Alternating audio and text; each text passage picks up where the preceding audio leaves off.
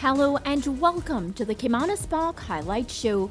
This week we'll feature selected races from Saturday, January 15 as well as Sunday, January 16. Thoroughbred lovers were treated to 20 thrilling races over the 2 days. The feature event on Saturday was the St. Catherine Cup, while Sunday's main event was a restricted overnight allowance contest. Let's begin our highlights package with Race 1 from Saturday.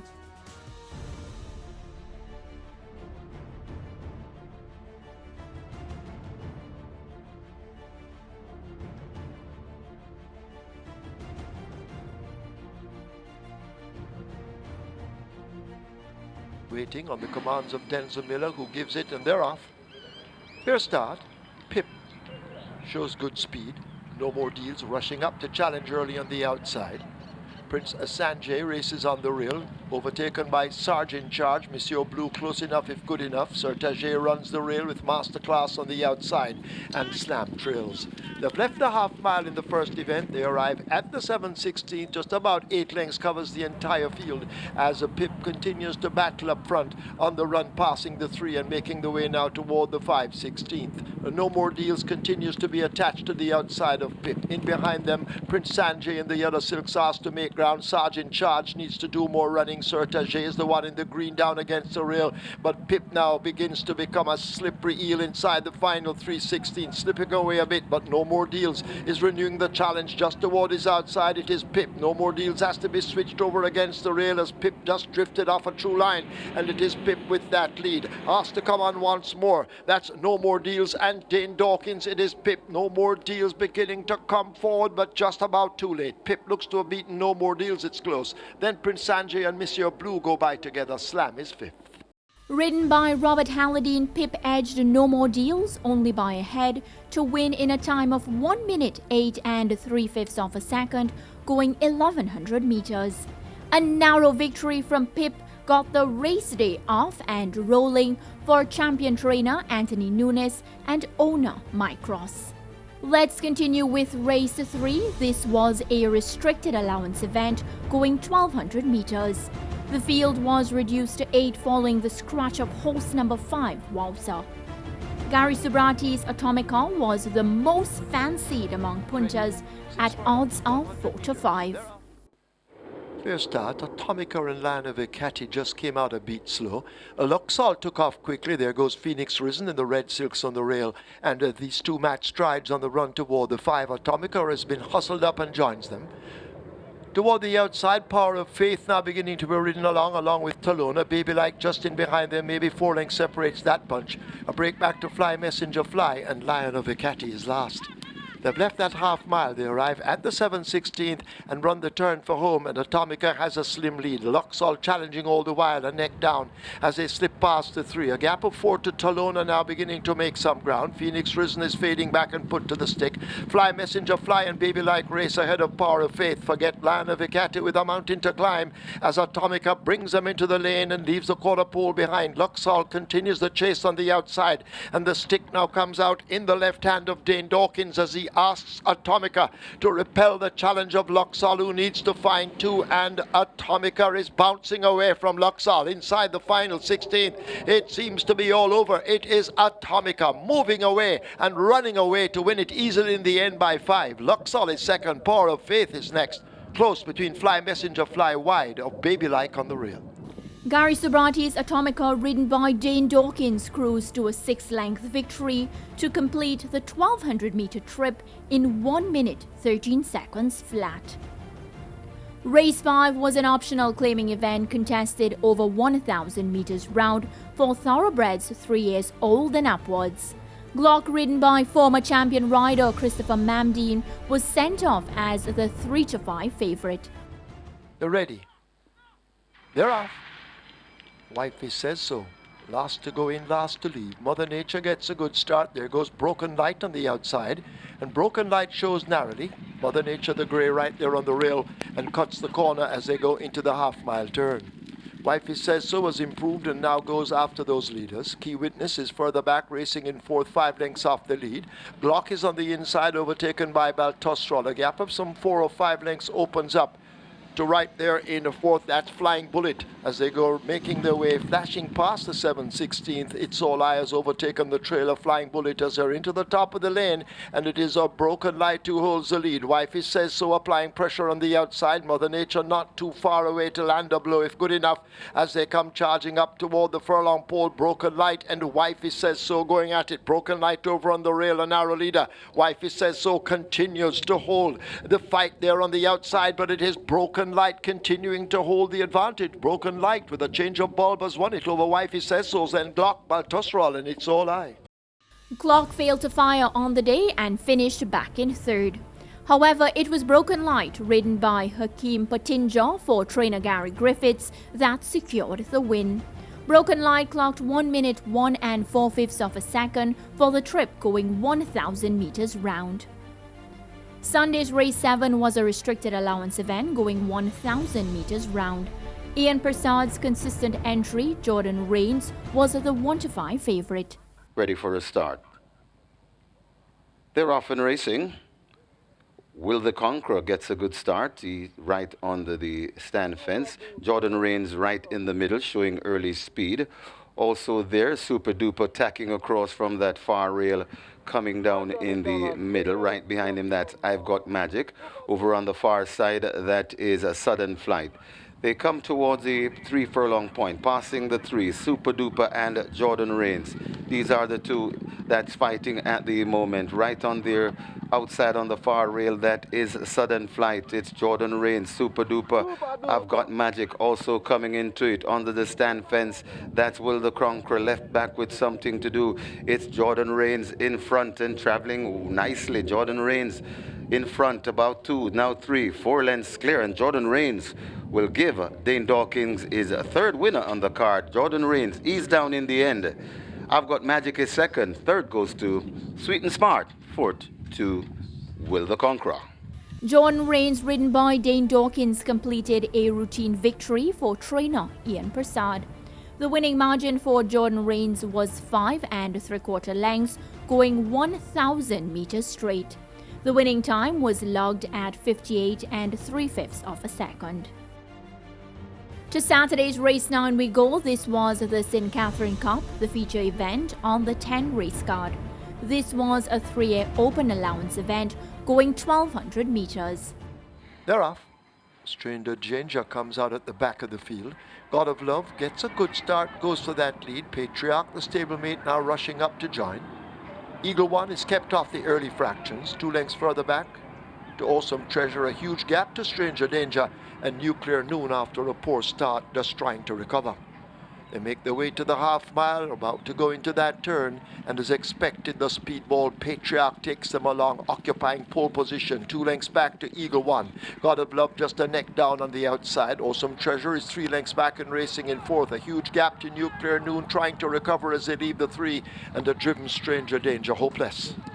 They leave the 5/16th in the St. Catherine Cup. They're about to come into the lane, and still to be caught is a Patriarch. God of Love, the stablemate, now attacking on the outside. Eagle One trying to creep closer down against the rail. They're inside the final 3/16th, and Patriarch digs in determinedly, fighting off God of Love, but eye contact is made, and God of Love may just have the nose in front over Patriarch, who continues the battle. Eagle One is left back over against the rail. It's a head bob between the two stablemates, and Patriarch digs deep and finds more to win it. Dawkins has a 4-timer. God of Love is next. Then Eagle One. Nuclear Noon goes by with Awesome Treasure.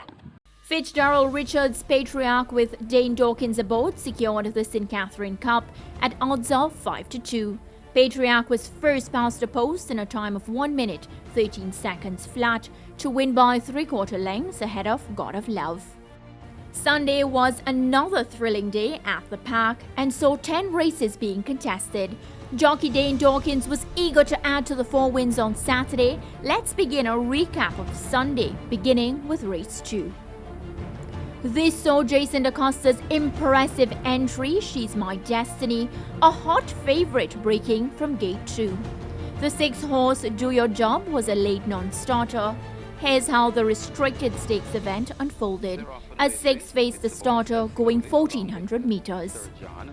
3 times lucky, gets a good break, but going right through now, that is She's My Destiny. She's My Destiny contented to prompt the pace as they pass the 6. Just a length in front of Sudden Flight. 4 lengths away before we come to 3 Times Lucky. Right on 3 Times Lucky's inside, and overtaking that is Ianza Lynx. Then comes 2 lengths to Sir John, and a length behind that is It's the Boy. They head toward the half mile. They're right there, and it's She's My Destiny bouncing easily on that lead, skipping away by 3 lengths from Sudden Flight racing in second. They're at the 3, and it is She's My Destiny all alone at the moment. 6 lengths, maybe 7 in front of Sudden Flight. Ianza Lynx comes running on. Sir John is 5 lengths away on his outside. That's 3 Times Lucky, and It's the Boy racing at the back. They're at the top of the lane, and this one looks as it is has been decided, as it is She's My Destiny coasting home and that lead. She's My Destiny in total control at the moment and geared down with a furlong to go. She's My Destiny is kicking on, maybe 8, 9. This could be double-digit win. She's My Destiny wins for fun. Second, Ianza Lynx. Third, 3 Times Lucky. Sir John is 4th. The field was no match for Jason DaCosta's entry, She's My Destiny, ridden by champion trainer Anthony Thomas. An impressive 10-length victory saw She's My Destiny log an impressive time of 1 minute 25 and 1/5 of a second for the journey going 1400 meters. Let's have a look at race 3. This was an optional event which saw Dane Nelson's mount Blood, Sweat and Tears being the most fancied at odds of 1-5. They're off. So Puddington, congrats Suki. They get off at the back. As Black River has moved swiftly into that lead and goes away by some 2.5 lengths, struck by Grace chasing. Kingswood moving in between horses. Blood, Sweat and Tears is racing out 3 wide. 5 lengths separates them as they go passing the 6. Stalwalking Girl is next, ahead of Sir Puddington, and at the back of the field it's Congrats Suki needing to do a lot more. The leaders arrive at the 5, and it's Black River on the outside.